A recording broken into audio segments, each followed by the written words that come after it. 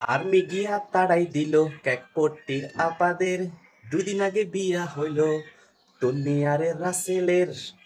এর চেয়ে মজার বিষয় হচ্ছে আমাদের মায়ের দোয়া ক্রিকেট টিম আফগানিস্তানের কাছে হোয়াইট ওয়াশ হয়ে গেল। এই নিউজটা হারিয়ে গেল। ইভেন ঢাকাতে আগুনে পুড়ে 16 জন মানুষ কি হলো, মৃত্যুবরণ করলো, শহীদই মৃত্যুবরণ করলো। এই নিউজগুলো আর মিডিয়াতে আসলো না কেন?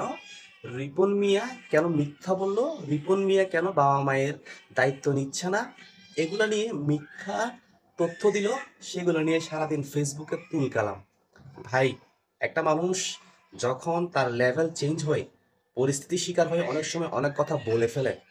এখন এই বিষয়গুলো যে তার জন্য কাল হয়ে দাঁড়াবে সে তো আর বুঝতে পারেনি। সে গ্রামের কি সহজ সরল মানুষ।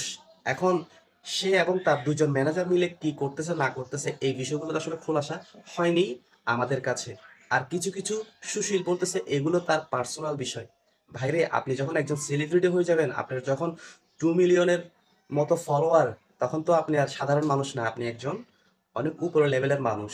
তো আপনাকে কথাবার্তা বলতে হলে সেভাবে চিন্তা ভাবনা করে কথা বলতে হবে। যেহেতু বাংলাদেশ, বাংলাদেশে আপনি ভণ্ডামি করবেন, আপনার পিছনে লেগে যাবে হয় সোশ্যাল মিডিয়া, না হয় কিছু সুশীল কন্টেন্ট ক্রিয়েটর। এখন কথা হচ্ছে রিপন মিয়ার এই সিচুয়েশন থেকে উত্তরণের উপায় কি? সে কি করলো? তার নতুন বাড়িতে তার মাকে হয়তোবা নিয়ে আসলো কনভিন্স করে, কোনো কারণে তাকে জড়ায় ধরে কান্না করলো। সে বললো যে এই কামটা তুমি কেন করলা? এখন ভালো কথা, বাবা মায়ের সন্তানের উপর অভিমান থেকে হয়তো বলতে পারে, কিন্তু বাবা মা স্বীকার করছে, তাদের সাথে যোগাযোগ আছে, কিন্তু ভরণ পোষণের জন্য সে কোনো কিছু দেয় না, এটা মানলাম। ঠিক আছে, এটা মনোমালিন্য থেকে হতে পারে, কিন্তু তার মায়ের মুখের কথা, সে বিবাহিত, সে 2 সন্তানের বাবা, এই বিষয়টা সে কিভাবে অস্বীকার করলো?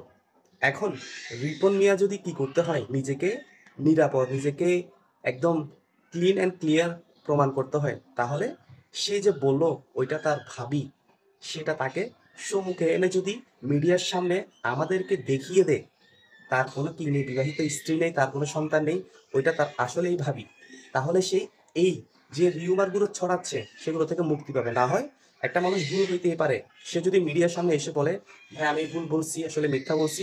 কেননা বরিশালের এক ভাই আছে, তার ভিডিওতে রিপন মিয়া কিন্তু স্বীকার করছে সে বিবাহ বিবাহ করিয়াছে। তো এখন সে মিডিয়ার সামনে এসে বলতেই পারে তার স্ত্রী আছে, সন্তান আছে, সে এই যে মিথ্যাটা বলছে সেটার জন্য ক্ষমা চাইলেই আমরা সাধারণ মানুষ তাকে ক্ষমা করে দিতে পারি।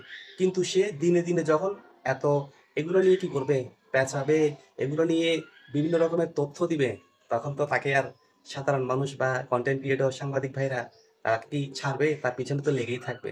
কারণ আমরা মিথ্যাকে প্রশ্রয় দিই না।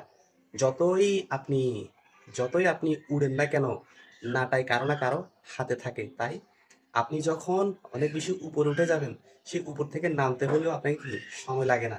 সো আপনি যদি ভুল করে থাকেন, ভুল স্বীকার করেন ভাই। আপনি একজন সাধারণ মানুষ, আপনাকে সাধারণ মানুষ পছন্দ করে।